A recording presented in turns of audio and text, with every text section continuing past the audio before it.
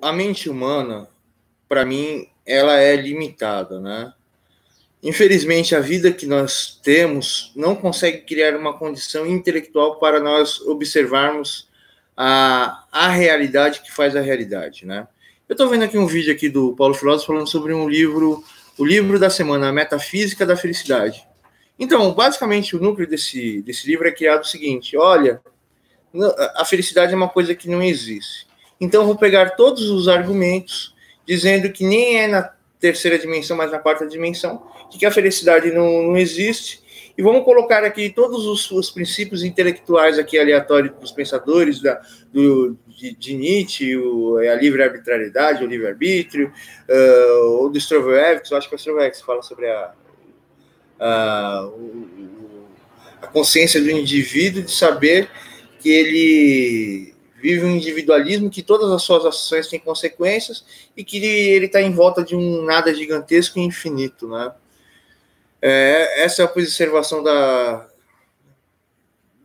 de uma consciência que observou a vida, né? E esse indivíduo ele está livre do complexo de pombo ou da crença que existe um Deus te punindo ou te castigando, etc. E tal.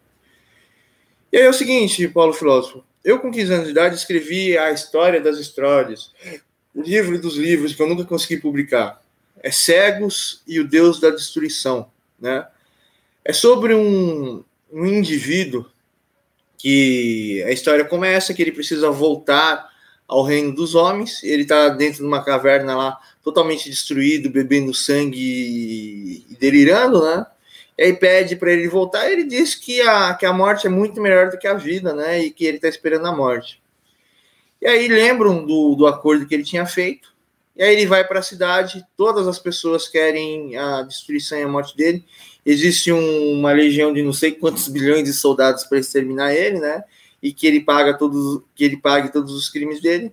E a partir daí, as 7 cidades perfeitas dele, as 7 cidades dos seres humanos perfeitas entram em batalha, e tem um homem dentro de um trono de ouro, assim, andando sobre as marés, né? Os soldados, pedindo para que o reino dele volte. Depois que todo o desenrolar da batalha acaba, né? Aí você começa a descobrir que, na verdade, o cara é o criador das cidades, que o cara é odiado porque ele é um cara justo. E, como falo, existe toda uma construção ali para o meu personagem ser considerado um indivíduo totalmente mau e maligno. Depois você descobre que ele não é mau e maligno, ele está em uma batalha interminável, né? Eu não vou contar os outros detalhes. Aí no final da história, né, ele está sendo totalmente destruído e massacrado por um personagem que está acima do meu personagem, do personagem que está lutando contra ele. Mas o personagem que está lutando contra ele está querendo que o meu personagem tenha um salto, né? E aí ele vai ser exterminado, destrói, eu não vou dar mais detalhes aqui, destrói tudo dele. E aí, a primeira vez que meu personagem ele se rende, ele começa a entrar em desespero e lágrima, porque a única coisa que ele amava vai ser morta, né? E aí ele pede intervenção, ele vai falar com uma coisa, ela fica até chateado, viu, o Aquaman, né? Como fala? Tem uma coisa lá e o pessoal põe grilhão lá e começa a torcer a joelha perante o nosso Criador, e tortura. Ele fala assim, olha, se vocês me destruírem aqui, tudo aquilo que vocês criaram vai ser destruído, né? Ele vai conversar com a coisa lá, não vou dar detalhe qual foi a conversa, mas é baseado na minha teoria. Que coisa? Hã? Diabo? Não, o diabo é ficar perseguindo meu personagem de noite. Não, mas aí eu coloco Jesus Cristo como um ser totalmente egoísta e ruim e começa, como fala, torturar meu personagem, ele tá praticamente morto, né? E ele fala assim, se você me destruir, eu tô me projetando meu corpo na terra aqui, eu vou destruir a criação sua, né? E aí ele vai conversar com o primeiro, né? E aí ele volta, aí ele pega a mulher que ama ele, mas ele rejeitou a mulher porque a mulher ela é idólatra, né? E ela vira pó nos braços dele, ele sai, como fala, em desespero, e ele foi castigado a ficar no nada por toda a eternidade, né? E aí ele começa a chorar e a falar que tudo que ele fez foi pelo motivo da felicidade. Ele viu que a felicidade, em primeiro lugar, não era, como fala, ele ter tudo porque ele nunca teve nada. A necessidade de ele querer tudo porque ele teve nada é a solução do problema da vida dele. Então, a felicidade em si seria a solução dos seus objetivos. Mas ele percebeu que a felicidade não seria a solução dos seus objetivos, mas sim a solução dos objetivos de todas as pessoas. Porém, a felicidade, se ele solucionasse todos os objetivos das pessoas, e as pessoas não escolhessem lutar para vencer, não adiantaria em nada. E a cidade que ele criou, ele trouxe a perfeição aos seres humanos, mas ninguém quis, ninguém escolheu a perfeição. A perfeição ela se baseia na escolha do indivíduo, que é o primeiro passo, ou a mudança de hábitos do indivíduo. E ele descobriu que se ele tivesse tudo na vida que ele queria, mas ele não tivesse preparado pelas coisas, ele não teria amor, então ele destruiria tudo. Se ele,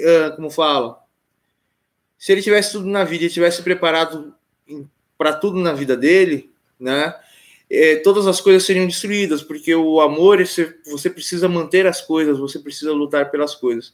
Se ele tivesse tudo, se ele fosse tudo, e se ele fizesse tudo, ele jamais seria feliz, porque a felicidade se baseia no primeiro princípio que eu disse aqui, que é a solução lógica de um objetivo. Por exemplo, vamos dizer aqui que você é um Deus, e aí você chega e vê uma pessoa lá, e você vê que aquela pessoa ali está passando fome e vai morrer. Você vai se sentir feliz? Não, você vai se sentir triste. Ou seja, a felicidade é que todos tenham tudo, que todos sejam tudo, que todos façam tudo, e que como posso dizer para você?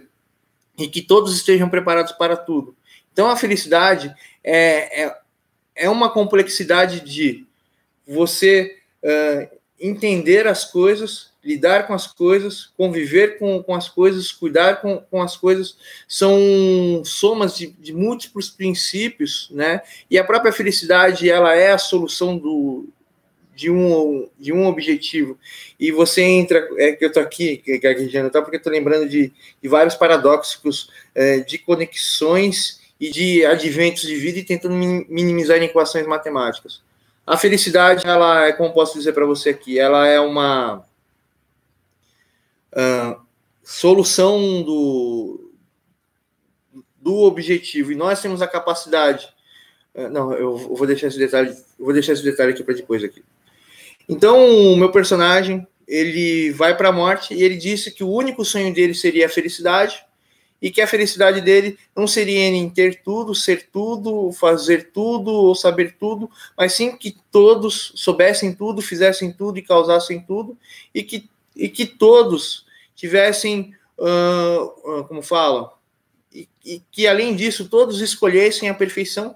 E existe um maior detalhe. Por exemplo, o senhor se sente feliz, ou um ser humano ele se sente feliz, porque a pessoa ela encontra a solução do seu caminho. Então, o que você faz, ou a vida que você escolhe, ela tem uma solução. Porém, se essa solução não, como fala, se essa solução ela é tratada por um caminho, então qualquer caminho é a felicidade. Mas a única felicidade não é a solução dos caminhos, mas é que você entender todos os caminhos e entender qual é o caminho que está sobre todas as coisas, que é a vida, e lutar pela vida. E a partir do momento que um ser humano ele luta por ideias, ele luta por soluções, ou ele luta por uma felicidade, e ele não tem consciência de qual seria a verdadeira felicidade, objetivo e tal, esse ser humano está à perdição. Então, eu escrevi com 15 anos de idade a maior história de filosofia, sociologia, de matemática, de questionamento existencial, isso, aquilo, tal. Escrevi em uma semana o livro, né? E aí esse personagem, ele fez tudo o que ele fez, porque era o único caminho que ele poderia traçar, que é a inevitabilidade, não da sua existência, mas o caminho da inevitabilidade existencial, né?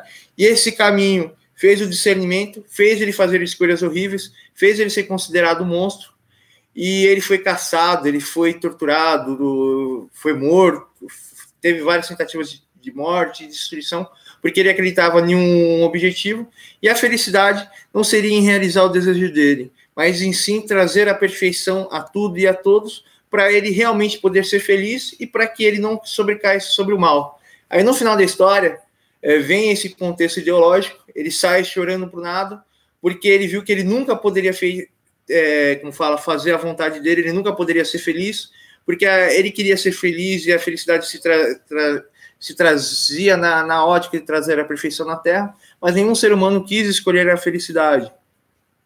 Então, o meu livro é o maior e o melhor livro. A Bíblia é até mais importante que o meu livro, né? Mas tirando todos os livros e todos os intelectuais, o meu livro é o suprassumo dos livros de história e é o suprassumo de todos os conceitos filosóficos, intelectuais, sociais, etc., da humanidade. É um livro que tenta colocar todos os pontos de vista, é um livro vivo, com infinitas vidas dentro do livro e questionamentos e guerras e tal. E eu sempre tive QI muito alto, né? O meu QI até caiu depois de velho. E eu nunca tive oportunidade na minha vida. E o meu personagem, ele abriu mão de tudo por causa do sonho dele. Pô, cara, eu nunca vi nenhum livro igual o meu, né? E a felicidade em si, Paulo Filósofo, ela é bem simples. Ela é a solução do objetivo estabelecido. Mas todo caminho tem uma solução. Então a pessoa ela só pode ter um caminho que esteja sobre todas as coisas. E cada ser humano ele tenta buscar a sua felicidade. Um bandido, um criminoso, uma pessoa de má fé, uma pessoa de mau caráter, esse indivíduo ele busca a sua própria felicidade. Mas essa felicidade é a solução do seu objetivo e essa é a única verdade dele, ele colocou aquela verdade. Mas por que ele fez isso? Porque o pai dele faltou com ele, ou ele faltou consigo mesmo, ou o sistema faltou com ele, criando aquele viés de ponto de vista de felicidade, né?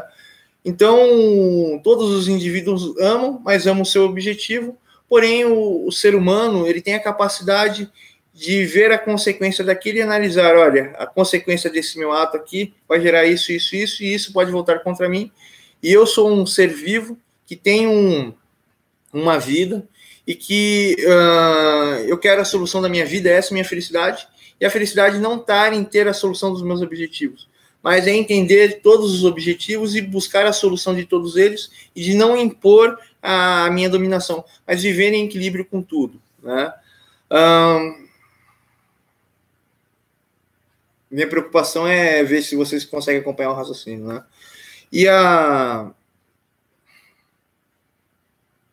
Mas eu acho que se você for inteligente, você consegue equacionar isso daqui. Né? Eu expliquei que o primeiro princípio da felicidade, expliquei o último, o advento da felicidade, expliquei o contexto da felicidade, né? Que a felicidade é a solução do seu objetivo, assim. E o grande problema dos seres humanos é saber que o ser humano é ruim e se odeia pela falta de alguma coisa, e a injustiça das pessoas é o ódio individual e social, e o ódio e os ódios, ou uma pessoa ela age com sofrimento, com ódio, com vingança, isso, aquilo, porque alguma coisa foi injusto com ela, mas se ela for injusta com as outras pessoas, ela está sendo exatamente aquilo que ela odeia. E a grande questão do ser humano na Terra é que se todos fossem justos, não faltariam nada para ninguém e a gente viveria em um sistema perfeito. Isso são vários contextos analíticos e analógicos sobre todos os acontecimentos de vida. E a felicidade em si é buscar solução, né? Nós estamos sempre buscando solução. Essa solução faz o nosso sistema à nossa volta. Falou aí para vocês, pessoal. Não, mas eu tô aplicando um mundo de filosofia em minha tese de psicanálise. Lelé. E tô falando que o livro dele, que ele apresentou, é um livro vazio. Fala aí para vocês, pessoal.